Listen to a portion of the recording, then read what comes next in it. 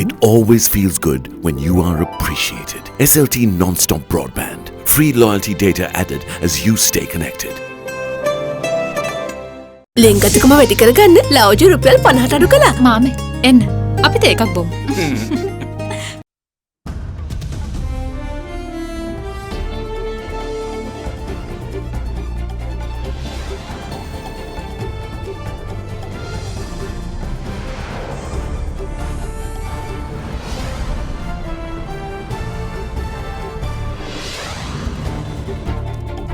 Tonight, freedom that counts. President Gotabaya Rajapaksa in his maiden Independence Day speech promises independence to live in prosperity and a life free of extremism for all Sri Lankans. Virus spike. Global virus deaths surpasses 420 as Hong Kong reports its first death, while Belgium becomes the latest to join the coronavirus club. There is no reason for measures that unnecessarily interfere with international travel and trade. The race is on. Confusion reigns in Iowa Democratic presidential nomination race. As result, inconsistencies delay official verdict. All that and much more coming up on First at 9. This Tuesday, the 4th of February, 2020. මේ scene එකෙන් cut වෙන්න ඇන්ටිජර් මවුත් wash සමගින් එන close up gel එක story එක start කරන්න. Hi. Hi. From AdaDerana, this is AdaDerana First at 9. Live from Studio 24 in Colombo.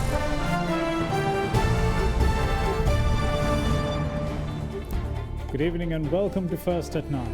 Sri Lanka marked its 72nd day of independence today with President Gotabaya Rajapaksa in his inaugural Independence Day address this morning, paying tribute to leaders of all communities who dedicated themselves to achieving the country's independence and pledged to work towards removing unnecessary restrictions imposed on the public to better ensure their right to live freely.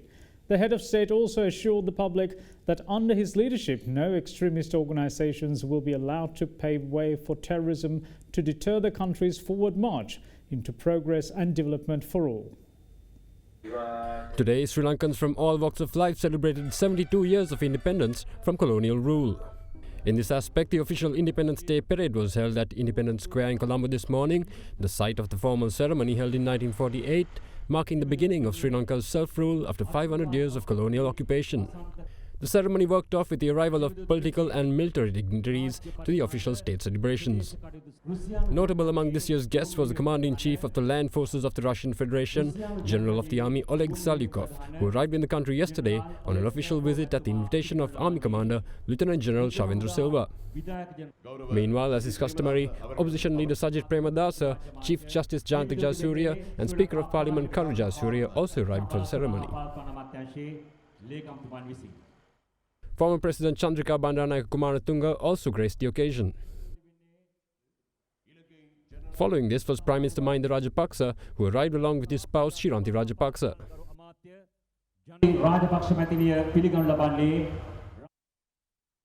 President Gotabaya Rajapaksa and First Lady Ayoma Rajapaksa arrived next, as protocol led by a military motorcade.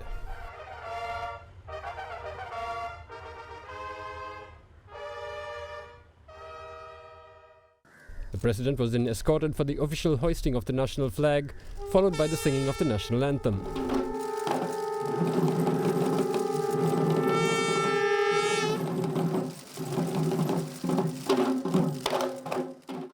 Two-minute silence was observed afterwards to remember the country's fallen servicemen and women.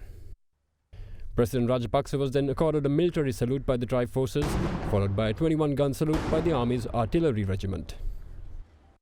President Rajapaksa then delivered his customary national address, where he pledged to not allow room for any extremist or terrorist organization to exist within the country, and reiterated his vision of serving as a president of all communities, free of racial, religious and political differences. ජනාධිපතිවරයා ලෙස අද මා නියෝජනය කරන්නේ ජාති ආගම් පක්ෂ හෝ වෙනත් කිසිදු ભેදයකින් තොරව සමස්ත ශ්‍රී ලාංකික ප්‍රජාවයි. මේ රටේ ජනතාවගේ අවශ්‍යතාවයන් ක්‍රියාත්මක කිරීමට මම බැඳී සිටිනවා. ඒ මාගේ වගකීම සහ යුතුයකමයි. එය ක්‍රියාත්මක කිරීමට කිසිම බාධාවක් රාජ්‍ය නිලධාරීන්ගෙන් හෝ ව්‍යවස්ථාදායකෙන් හෝ අධිකරණයෙන් මම බලාපොරොත්තු වෙන්නේ නැහැ. ජනතාවට නිදහසේ ස්වයං රැකියාවක්, පාරම්පරික කර්මාන්තයක්, ව්‍යාපාරයක් කරගන්නට බාධා පමුණුවන යල් පැනගිය නීති රේති, රෙගුලාසි, බදු හා ගාස්තු කඩිනමින් සංශෝධනය විය යුතුයි. ජනතාවගේ ජීවත්වීමේ අයිතිය තහවුරු කිරීම සඳහා ඔවුන් මත පනවා ඇති අනවශ්‍ය තහංචි ඉවත් කිරීමට අපි කටයුතු කරනවා. අදත් අපේ ජන සමාජය තුළ විශාල ඇති නැති පරතරයක් තිබෙනවා. මේ කිසිවක් වාර්ගික හෝ ආගමික හේතුන් මත බලපවත්වා තත්ත්වයන් නොවේ. ඒවා රටේ පොදු ප්‍රශ්නයි. ජීවත්වීමේ නිදහස තහවුරු කිරීමේදී අපි මුලින්ම කළ යුත්තේ ජනතාවගේ ආර්ථික ගැටලු විසඳාදීමයි. අපි ජනතාවගේ දරිද්‍රතාව තුරන් කිරීම රජයේ ප්‍රමුඛතාවක් ලෙස සලකන්නේ ඒ නිසයි. ත්‍රස්තවාදීන්, අන්තවාදීන්, සොරසතුරන්, මැරවරයන්, කප්පම්කරුවන්, කාන්තා හා ළමා හිංසකයන් නිසා සාමාන්‍ය ජනජීවිතයට බාධා පැමිණෙන නම් එතන ජනතාවට නිදහසක් නැහැ. ජාතික ආරක්ෂාව මෙන්ම ජනතාවගේ ආරක්ෂාව තහවුරු කරන්නටත් අපි විශේෂ අවධානයක් යොමු කොට තිබෙනවා. ත්‍රස්තවාදයට මඟ පාදන අන්තවාදී සංවිධානවලට තවදුරටත් මේ රට තුළ ක්‍රියාත්මක වන්නට අපි ඉඩ දෙන්නේ නැහැ. රට පුරා පැතිරී තිබෙන මත්ද්‍රව්‍ය උදරින් දරුවන් මුදා ගන්නා තුරු මව්පියන්ට නිදහසක් නැහැ. රාජ්‍ය ආයතන තුළ දූෂණය වංචාව තිබෙන තුරු මහ ජනතාවට නිදහසක් නැහැ. එනිසා සාමාන්‍ය ජන ජීවිතයට බලපාන සියලුම සමාජ උවදුරු තුරන් කිරීම සඳහා නීතිය තදින්ම ක්‍රියාත්මක කරන්නට අපි කටයුතු කරනවා. මේ කටයුතු කාර්යක්ෂම කිරීම සඳහා අවශ්‍ය කරන ප්‍රතිසංස්කරණ ආරක්ෂක අංශ තුල දැනටමත් ආරම්භක වී තිබෙනවා. මගේ රජය විරුද්ධ මත ඉවසන්නට සෑම විටම සූදානම්. මාධ්‍යවලට අද සම්පූර්ණ නිදහස දී තිබෙනවා. රජය වැරදි මකක යනවා යයි ඔබේ හෘද සාක්ෂියට අනුව පෙනී යන සෑම විටම ඒ නොබියව පෙන්වා දෙන්න.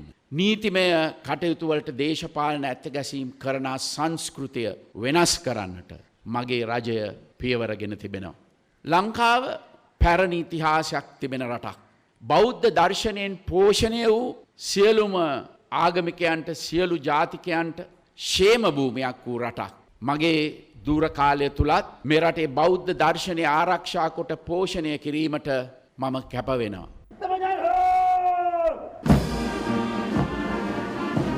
Afterwards, the President presided over the customary military parade by personnel of the Army, the Navy, the Air Force, the Police and the Civil Security Force. The parade showed off the country's military hardware as well as the individual regiments, along with the specialized personnel that were instrumental in defeating the terrorist threat.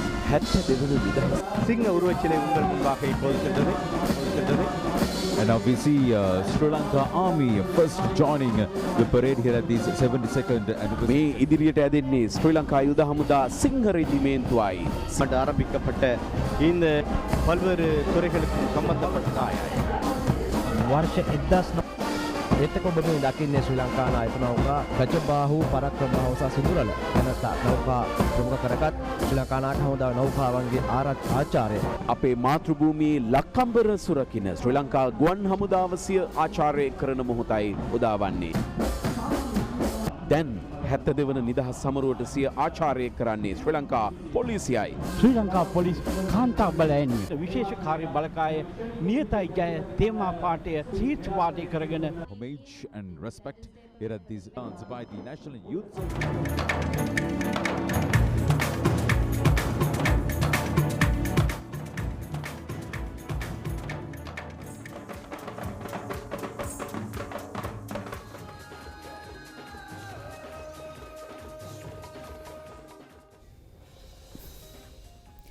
Now moving on with other local stories, the novel coronavirus expanded its territory today, with Belgium becoming the latest to feature in the list of countries which have confirmed cases within their borders. Hong Kong, meanwhile, became the second nation to report a fatality outside mainland China. In a more significant note, the death toll climbed to 427 from 362, making it the highest overnight jump in deaths owing to the virus. At a time when countries continue to impose travel restrictions to and from China as a preventative measure, the World Health Organization calls on the global community to invest more in preparations than in panic. The spread of the Wuhan coronavirus shows no signs of slowing as China reported another major spike in both confirmed cases and deaths in the region at the heart of the epidemic. The total number of confirmed cases stands at 20,695 as of this morning, including a 1-month-old baby in southwestern Guizhou province. It's a hike of 3,235 cases from the previous day, which is an over 18% jump. A 61-year-old man who had purchased goods from the seafood market, suspected to be the source of outbreak, became the first fatality of the deadly virus on the 11th of January. Within a span of 25 days, 427 perished owing to the coronavirus. The number of deaths added to the tally overnight is 65, making it the highest overnight death toll to date since the outbreak. The number of recoveries meanwhile stand at 730. China's National Health Commission announced today that the national mortality rate of coronavirus is currently running at 2.1%. A spokeswoman for the commission said 80% of victims were over the age of 60 and 75% had some form of underlying condition. In the meantime, the second death outside mainland China was reported from Hong Kong today, while Belgium reported its first confirmed case of the coronavirus. China's top leadership meanwhile has admitted shortcomings and deficiencies in the country's response to the deadly coronavirus outbreak. The rare admission came from the Politburo Standing Committee, which called for an improvement in China's emergency management system. It also ordered a severe crackdown on illegal wildlife markets where the virus is thought to have emerged from. The government's caution comes as it emerges that there had been alarms of the virus. In December, Li Wenliang, a 34-year-old doctor working in Wuhan, had warned his medical school alumni group of 7 patients being diagnosed with a SARS-like illness and being quarantined in his hospital. But within hours, screenshots of his messages had gone viral and was eventually accused of rumor-mongering by the Wuhan police. Li was summoned to a local police station and made to sign a statement acknowledging his misdemeanor and promising not to commit further unlawful acts. On the 1st of this month, Li was tested positive for coronavirus. Meanwhile, the first batch of coronavirus-infected patients arrived at Hushenshan Hospital today, which was built in 8 days in Wuhan. With the outbreak situation showing no signs of abating, countries continue to evacuate their citizens from Wuhan and place travel restrictions on those traveling from China. Some of these measures, specifically from the US, have sparked anger from China for causing panic and denying entry to foreign nationals who had visited China in the past 2 weeks.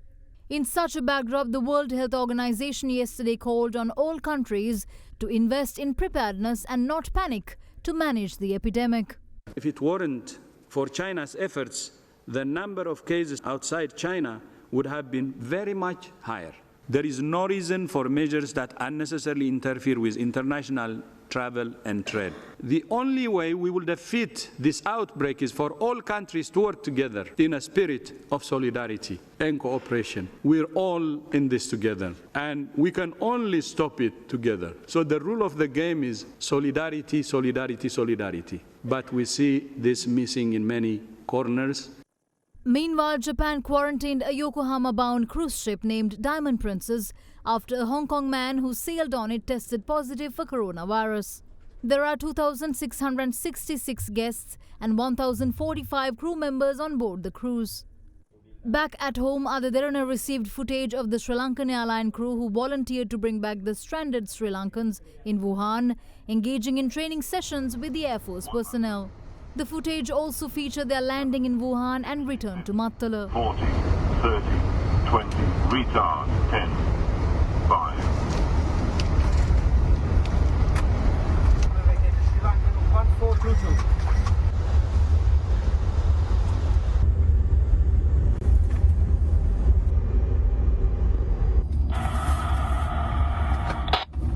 The group of Sri Lankans who are under strict quarantine at the Diathalava army camp meanwhile was seen celebrating the Independence Day today. The crew who operated the Wuhan flight has decided to refuse the flight allowances paid for the duty period, while requesting that the money be utilized to purchase masks and gloves for the use of the ground staff at the Bandaranaike International Airport. Residents of Randivela and Bobibila in the area of Theldenia claim that they are being terrorized by a leopard lingering in the area. The residents claim that despite filing complaints on several occasions in seeking a solution, wildlife officials are yet to make any move with regards to the matter. However, when one listens to their stories, it becomes evident that the villagers lack the proper knowledge and understanding regarding this majestic animal who they share a habitat with. 2 weeks ago, a leopard had been seen frequenting the villages of Randivela and Bobibila in Theldenia. Villagers have also come into contact with the feline, with some of them resulting in injuries to them. They say the big cat has even entered households and attacked the residents. This villager gave his account of how he was attacked by the leopard, but his story makes it apparent that the incident could have been averted entirely. ඉහෙල් ගහ ළඟ ඉඳන් හිටියා දැක්කා ඊට පස්සේ අපි photo එකක් ගත්තා ෆොටෝ එකක් අරන් ඊට පස්සේ ඌ මඟ ඇරියාට පස්සේ මායේ පුතා දෙන්න එහා පැත්තෙන් ගියා කොයි වගේ දිග පළ කොහොමද උස්ස බලා ගන්නට ඊට පස්සේ උඩහට ගිහින් ආය පාව පොඩ්ඩක් පල්ලෙහාට එනකොට තමයි මගේ ඇඟට පැනලා කෑවේ කොහොම අඩි 6ක 7ක විතර දිග සතෙක්. Whether the leopard attacks are self-inflicted or not, the villagers are upset over the lack of action taken by the wildlife officials, despite them being informed of the situation numerous times. According to a complaint lodged by the villagers upon seeing the leopard last night, officer in charge of the Rangala police arrived at the village. The officer was seen contacting the wildlife officer in charge of the area. ඔබතුමාලා අලි වෙඩි වගේක් දීලා තියනවා ඇවිල්ලා. කිසි කලබලයක් නැතුව අලි වෙඩි වල. දැන් මිනිස්සු රස්සාවලට යන්නේ නැතුව ඒවල් වලට එලා පිහි තියාගෙන පාරේ ඉන්නවා. ඉතින් ලොකු ප්‍රශ්නයක් වෙනවා ඊළඟට. ඔබතුමාගේ නිලධාරීන් දෙන්නෙක් දෙනවනේ අපේ පොලිස් නිලධාරීන්වත් එක්ක අපිට දිනපතා මෙතනට දිවා රාත්‍රී මේ මෙතනට ආරක්ෂාවට යොදවන්න පුළුවන්. ඉතින් අපේ නිලධාරීන් ළඟට ආවොත් ගිනියවියක් ළඟ තියෙනකොට නිකන් ඉන්න බෑනේ. ඒතකොට සතාට හානියක් වෙනවා. What this incident makes abundantly clear is that people who live in border villages having to share land with the local wildlife must be given necessary education in understanding the traits and behavior of the animals. Otherwise, there will always be one loser, and that won't be the humans. We'll be back after this short break. Stay tuned.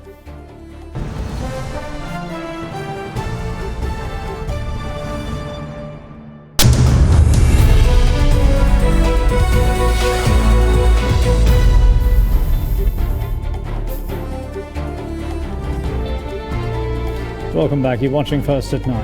Now, Chairperson of Sri Lanka Tourism Development Authority, Kamala Fernando, is confident of the country's ability to tackle challenges brought upon the tourism industry by the novel coronavirus outbreak. Although she admitted that the virus outbreak has had an impact on the country's tourism sector, Fernando was upbeat about the drop in tourist arrivals not being considerable, adding that the drop in numbers was anticipated. There will be a huge global impact because the Chinese tourists account for a significant portion of the global tourism. This will obviously impact us too, but we will take all measures, and we are discussing with some of the industry stakeholders as well, how we are going to pitch to the Chinese market and whether we need to look at a different profile in terms of pitching a little bit to the middle to high-end market as well. But not only in China. I mean, this is illnesses is not only China-based. Everyone can get it. So I think that we are not going to focus like that. But yes, it will have an impact. We will take action. There is a drop of about 3,900 drop from Chinese tourists. That is expected. Overall, there's a slight drop, but 200,000 figure is there last year, and this year also is above 200,000. Yes, we will have an impact, but we have handled challenges before. We will handle the challenges in the future. In general, when we look at it from the date of identification up until now, we have had about 4,840 arrivals from certain Chinese airlines. From the date of this threat, along with the health ministry's help, we have initiated thermal screening at all gates. So all the traffic which is coming into Sri Lanka is being heavily monitored. We have PHIs available at all gates and all the thermal screening centers. So I think in regards to confidence, we can assure the industry that airport and aviation has taken every measure. Professor of Business Economics at the University of Colombo, H.D. Karunaratne, points out that Sri Lanka's inability to attract foreign investors is due to the highly monopolized professional education system, producing a limited number of professionals required in each field. Delivering a public lecture recently on entrepreneurial thinking and public sector reforms, Professor Karunaratne also emphasized the need to instill entrepreneurial thinking into banking officials to be able to better guide future entrepreneurs. Professor of Business Economics at the University of Colombo, H.D. Karunaratne believes that Sri Lanka lacks the ability to attract foreign investors due to the dearth of professionals and a skilled labor force within the country. Locals are investing in heavily in Africa, India, Bangladesh and Vietnam. Even foreign investors have avoided investing in Sri Lanka. Do you agree that it is due to socio-political instability, and if so, how to overcome it? The one important point I want to explain that is also a result of our education system. It's not conventional education system. The issue in Sri Lanka, the professional education is highly monopolized because our medicine, engineering, chartered accountancy, law, all these professional institutes, they are producing very small number of professionals in Sri Lanka. That itself enough foreign investors not to come to Sri Lanka. So these entrepreneurs who are going out of the country, it is very important. They can bring the profit to the country because there is no enough labor in the country. There is no enough professionals in the country. So they are also struggling here. And the market is limited in Sri Lanka. So therefore I think we need to understand this Sri Lankan investment pattern very carefully. Develop at least young people to go into entrepreneurship, start businesses and train them in the line of entrepreneurship will be the answer for that, I hope. In response to a question raised with regards to how creative thinking could be developed in youth with business ideas, Professor Karunaratne stated that a proper understanding of entrepreneurship should first be instilled in banking officials for effective professional advice to be passed on to prospective young business owners. The development of venture capital in Sri Lanka is far less when you compare to countries like India. So how do you see that position when come to the debt capital in developing the ideas and also the knowledge and the creative knowledge of the youngsters in Sri Lanka? The banking industry is in Sri Lankan context is commercial banking. So one of the lacking thing in Sri Lankan context, we need very strong development bank. In Southeast Asian or Asian countries, this all venture capital development gone through these development banks where they go with not only the money, they go with the ideas, they go with all advisors and everything giving by the educated bank officers. But in the case of Sri Lanka, because we know the government expenditure issue is there, so when the public sector expenditure is widening, then the gap to be filled by the taking money from the banks, so interest rate is going up, the treasury bill rate is going up. So banks, they believe that it is easy to giving loans to government and live, it is the easiest way. So the entrepreneurial thinking, of course, we need to inculcate for banking officers as well. So that this banking industry, of course, we need to think in terms of the development banking and the entrepreneurship related, the entrepreneurial thinking we need to bring into banking sector as well. The world's biggest oil producers could be about to slash output as they grapple with the fallout of the coronavirus. Now, OPEC and its allies are expected to meet this week as calls grow for action on support oil prices. Brent crude futures traded around 3% lower at $58.88 a barrel, their lowest level since October last year. US crude futures were down roughly 3%. The outbreak is likely to have a particularly large impact on the demand for jet fuel as airlines around the world suspend flights to China, which is the world's largest crude importer. China's daily crude consumption has slumped by 20%, which is equivalent of the UK and Italy's oil demands combined. Oil prices slid near bear market territory, highlighting the growing concern that China's deadly coronavirus will hurt the global economy on the macro level.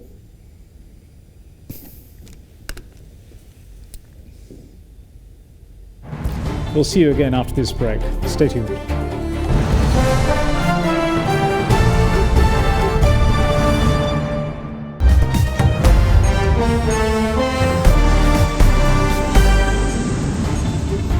Welcome back. This is First at 9. The U.S. Democratic presidential nominating race got off to a chaotic start in Iowa as the results of the state's caucuses were delayed for hours while party officials double-checked inconsistencies in the initial count. With no results to celebrate or mourn, the candidates spun their own view of the outcome. Vermont Senator Bernie Sanders spoke of winning the Iowa caucuses, citing internal campaign data placed him ahead of South End Indiana Pete Buttigieg. Senator Elizabeth Warren and former Vice President Joe Biden trail in third and fourth places, respectively. Mostly white rural Iowa is the first test in the state-by-state battle to pick a Democratic nominee to face incumbent President Donald Trump in November 3rd election. Meanwhile, President Trump's sons, Eric and Donald Trump Jr., vowed to fight like no one had ever fought before as they campaigned in Iowa. Trump's sons told the crowd that they aren't taking any chances regarding the 2020 campaign and will be out on the campaign trail up until Election Day. After Iowa, the race then moves on to other three early voting states of New Hampshire, Nevada and South Carolina later in February.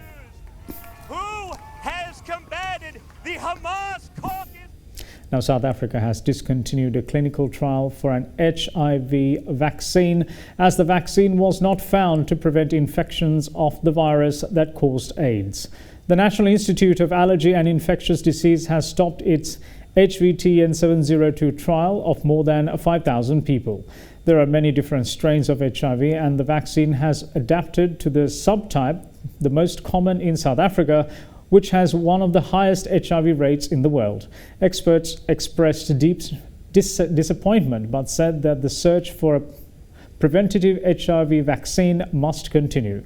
A drug treatment called pre-exposure is effective at preventing HIV infections, but unlike vaccine, it needs to be taken regularly, even daily.